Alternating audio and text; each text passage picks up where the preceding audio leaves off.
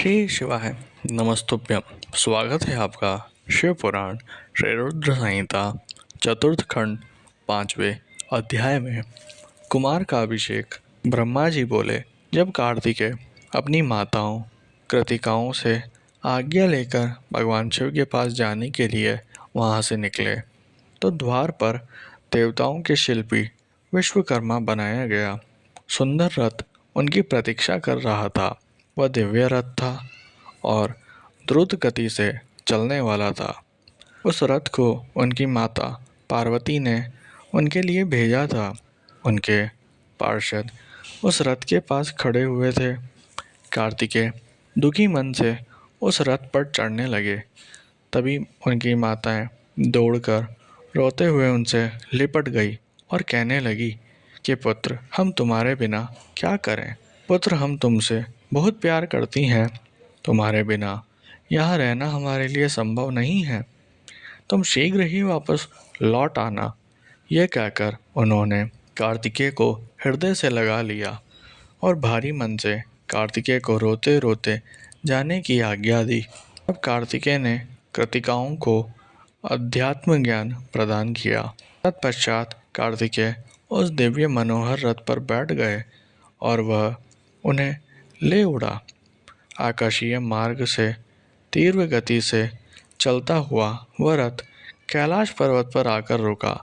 तब शिवगणों ने भगवान शिव और माता पार्वती के पास जाकर कार्तिकेय के आगमन की शुभ सूचना उन्हें दी। उन्हें आगमन के बारे में सुनकर भगवान शिव और देवी पार्वती बहुत प्रसन्न हुए। तत्पश्चात भगवान शिव मुझे, विष्णु जी, देवी पार्वती और अन्य देवताओं को साथ लेकर उस स्थान पर पहुँचे जहाँ कार्तिकेय का रथ रुका हुआ था। सबके मन में गंगा जी से उत्पन्न उस बालक को देखने की बड़ी इच्छा थी। जब सब देवता कार्तिकेय से मिलने के लिए आ रहे थे उस समय चारों दिशाओं में शंख और बेरी बजने लगे। सभी शिवगण नाचते गाते और उनकी जय जयकार करते हुए अपने आराध्य भगवान शिव के पुत्र को देखने के लिए चल दिए। वहां पहुंचकर सब बहुत प्रसन्न हुए। भगवान शिव ने प्रेम पूर्वक उस बालक को गोद में बैठा लिया। तब देवी पार्वती ने भी उस बालक को बहुत प्यार किया। भगवान शिव ने उस बालक के लिए एक सुंदर रत्नों से जड़ा हुआ सिंहासन मंगाया और उस सिंहासन पर बालक को बैठाया। तत्पश्चात भगवान शिव ने सब तीर्थ स्थानों से मंगाए गए जल को वेद मंत्रों से पवित्र करके उससे बालक को स्नान कराया। 6 कृतिकाओं द्वारा पोषित होने के कारण उस दिव्य बालक को कार्तिकेय के नाम से जाना गया। तीर्थों में के पवित्र जल से स्नान करने के उपरांत सभी देवताओं ने कार्तिकेय को तरह तरह की अमूल्य वस्तुएं, विद्याएं और अद्भुत शक्तियां प्रदान की। तब सर्वप्रथम देवी पार्वती ने अपने पुत्र को हृदय से लगाकर उसे चिरंजीवी होने का आशीर्वाद प्रदान किया। माता लक्ष्मी ने दिव्य मनोहर हार उस बालक को पहनाया तो देवी सावित्री ने सारी सिद्धि विद्याएं उन्हें प्रदान की।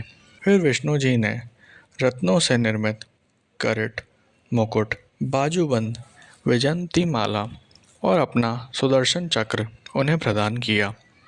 भगवान शिव ने प्रसन्नतापूर्वक अपने पुत्र कार्तिकेय को शूल, पिनाक, फरसा, शक्ति, पाशुपास्त्र, बाण, संहारास्त्र आदि परम दिव्य वस्तुएं प्रदान की।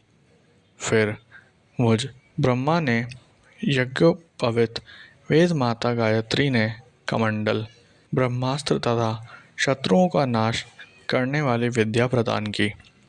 देवराज इंद्र ने अपना वाहन ऐरावती हाथी और वज्र प्रदान किया। वायुदेव वरुण ने श्वेत छत्र और रत्नों की मालाएं प्रदान की। सूर्यदेव ने मन की तरह तीव्र गति से चलने वाला दूरगामी रथ और शरीर की रक्षा करने वाला कवच भी प्रदान किया। यमराज द्वारा दंड और समुद्र देव द्वारा उन्हें अमृत भेंट किया गया। धन के अकूत भंडार के स्वामी कुबेर ने गदा दी। इस प्रकार सब देवताओं ने भगवान शिव के पुत्र कार्तिकेय को अनेकों प्रकार के अस्त्र शस्त्र और उपहार प्रदान किए। सभी देवताओं और शिवगणों ने उनका अभिवादन किया। इस समय वहाँ पर बहुत बड़ा उत्सव होने लगा। चारों ओर हर्ष की लहर दौड़ रही थी।